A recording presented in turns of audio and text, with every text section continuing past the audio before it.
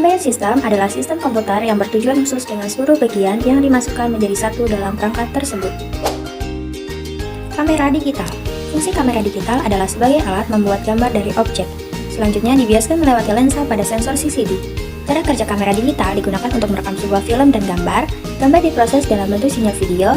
Gambar yang telah direkam disinari oleh cahaya dan dicetak pada sebuah kertas. Mesin fotokopi.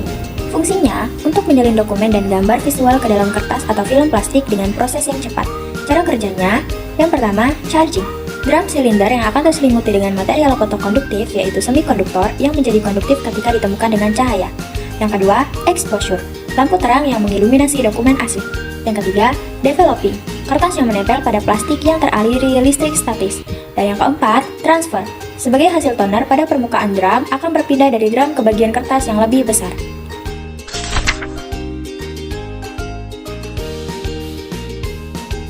Telepon genggam. Selain berfungsi untuk melakukan dan menerima panggilan telepon genggam umumnya juga mempunyai fungsi pengiriman dan penerimaan pesan singkat. Cara kerja telepon genggam adalah 1. Mikrofon menerima suara dari pengirim. 2. Gelombang suara yang ditangkap mikrofon diubah menjadi sinyal listrik yang kemudian dipancarkan ke BTS terdekat oleh ponsel. 3. BTS menerima sinyal tersebut untuk diteruskan ke pusat telekomunikasi. 4. Pusat telekomunikasi meneruskan sinyal ke BTS terdekat untuk diteruskan kembali kepada penerima. 5. Sinyal yang sampai pada penerima diubah menjadi gelombang suara oleh speaker. Mesin ATM. Mesin ATM memiliki berbagai macam fungsi. Di antaranya, yang pertama, menarik uang tunai 24 jam. Yang kedua, menyetor uang ke rekening tabungan. Yang ketiga, melakukan pengiriman uang. 4. Membayar tagihan rutin. Dan yang kelima, membeli produk lainnya atau produk perbankan. Cara kerja mesin ATM di antaranya, masukkan kartu ATM ke mesin ATM untuk melakukan transaksi.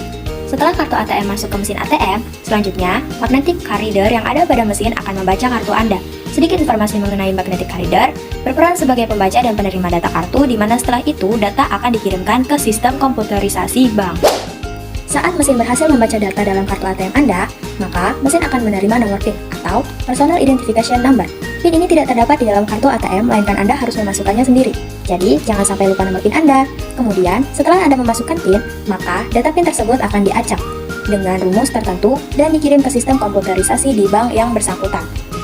Setelah data-data Anda selesai diproses oleh komputer bank, maka selanjutnya data-data Anda tadi akan dikirim kembali ke mesin ATM. Disinilah proses utamanya berlangsung. Anda akan memperoleh apa yang Anda ingin lakukan di mesin ATM, seperti penarikan uang tunai, cek saldo, transfer tunai, setoran tunai, dan sebagainya.